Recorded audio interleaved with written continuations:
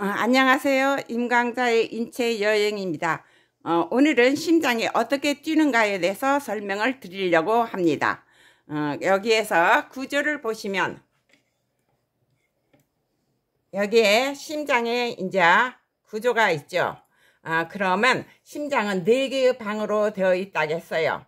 여기에 우심방, 좌심방, 우심실, 좌심실. 여기에는 충격이 있고 여기에 요렇게 막혀 있어요. 완전히. 근데 우심방과 우심살은 판막이 있다고 있어요. 여기도 판막이 있어요. 그런데 여기에서 우심방에 동방결절이라는 게 있고 제1장단잡이라겠죠. 이제 설명을 드릴 건데 우심방이 제2장단잡이라고 해서 두 군데가 바로 발전기예요. 여기가 첫 번째 발전기고 여기에서 받아서 송신소와 같은 거 발전기예요. 그러면 이 동발결절이 도대체 우리 몸을 심장을 빨딱빨딱 뛰게 하는 것이 도대체 얼마 많은가 그게 알고 싶죠. 그러면 여기에서 보시면 돼요. 이렇게 쭉해서 동방결절의 크기는요. 길이가 2.5cm예요. 요것이 2.5cm밖에 안 돼요. 넓이는요 0.2cm예요. 이렇게 작은 것이 평생 심장을 발딱발딱 뛰게 하는 거예요. 이게 작은 게 이게 바로 자가발전기예요. 스스로 전기가 들어왔다 꺼졌다 들어왔다 꺼졌다 그래요.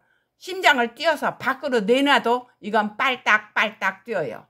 그러면 얼마 정도냐? 동방결절은 1분에 70번 전기가 들어와요. 그리고 꺼져요.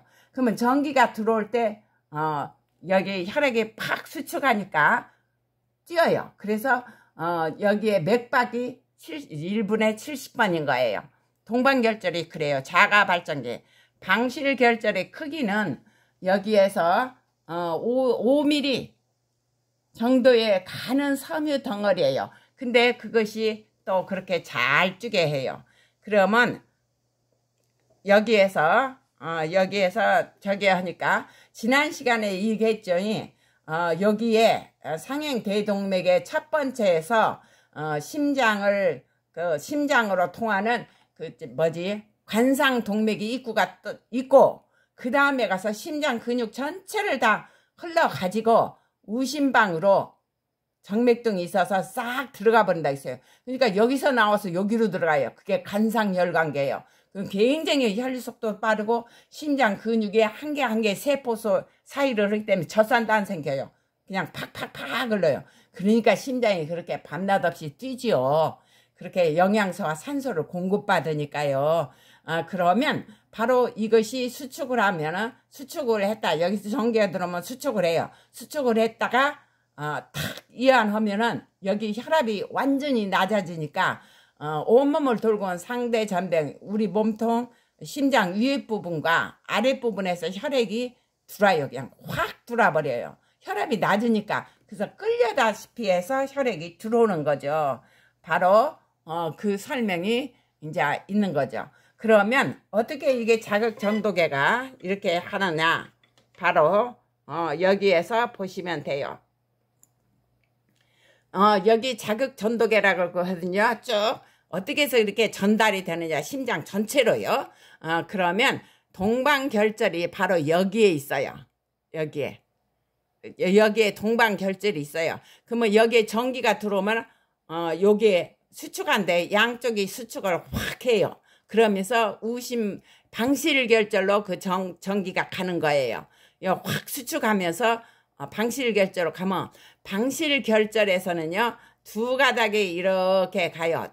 좌심실을 싹 둘러싸고 그 다음 우심실을 둘러싸요. 그게 바로 히스색이라고 그래요. 히스색이라고 해서 이게 쫙 하고 방실속이라고도 그래요. 근데 여기에서 다시 이제 그 히스색에서 가는 섬유 전기 그러니까 전선이죠. 그것이 쫙 뻗어갖고 심장세포 하나하나 사이로 쫙 가는 거예요. 쫙 뻗어서 가요. 그래서 이것이 이제 여기서 전기를 받아가지고 여기서 수축을 하면은 그 심장세포 하나하나가 수축을 해요. 전기가 들어오면 수축을 해요. 그랬다가 이제 전기가 꺼지면 이완을 해요. 그랬다 또 수축을 해요. 그래서 심장이 팍팍 뛰게 돼요. 그래서 이것을 이 전체를 갖다가 뭐냐면 심장 자극 전도계라고 그래요. 시험도 잘 나와요. 동방결절에서 이게 전기가 들어오면 좌심방, 우심방으로 이게 수축을 하고 방실결절로 가요. 그러면 히스테로 프리케니섬으로 가서 심장 근으로, 이 프리케니섬가 심장 근으로 전부 뻗어 있어요. 그래가지고 심장 근이 수축을 해요. 근데 동방결절에서 전기가 나가면 또 이런 게 다 이완을 해요.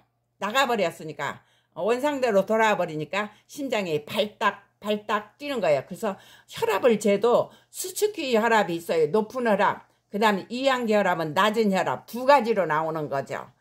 그러면 그냥 이것만 뛰는 것이 아니고 여기에서 우리 몸에서는 밖에서 나오면 이것이 막 뛰어요. 밖에서 심장 밖에서 나오면 뛰는데 거기에서는 바로 심장 밖으로 나와도 뛰는데 불규칙적이에요.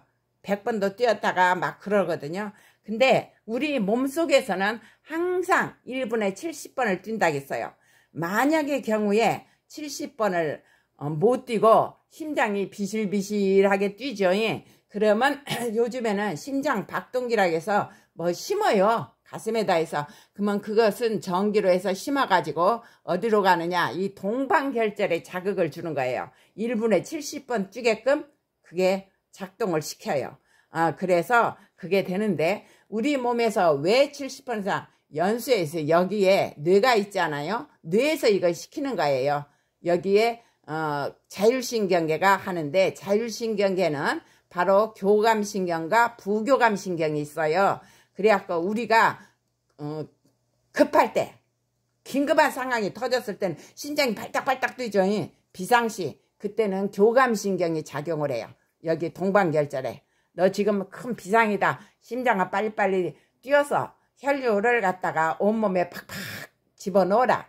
그리고 소화관으로 안 가게 해요. 팔다리 근육, 눈, 입 그런 데로 가게 하죠. 그래갖고 초비상이 되는 거죠. 그 비상사태가 되면은. 근데 우리가 편안할 때는요, 부교감신경이 작용을 해요. 그래서 1분에 70번을 뛰어요. 교감신경할 때는 그냥 발딱발딱 뛰어요. 심장이 막 뛰는 소리가 나죠. 급하면 공포에 질리거나 하거나 막. 그래서 이것이 바로 우리 몸에서 적용한 것은 뇌에서 자율신경계가 작용을 하고, 자율신경계는 교감신경과 부교감신경이 있는데 우리가 비상사태가 될 때 그때는 바로 교감신경이 작용을 하고, 그 다음에 우리가 편안할 때는 부교감신경이 작용을 해서, 부교감신경이 작용할 때 1분에 70번을 뛰고 교감신경이 할 때는 더 발딱발딱 뛰어요. 그래서 요런 방향으로 뛰고 있다.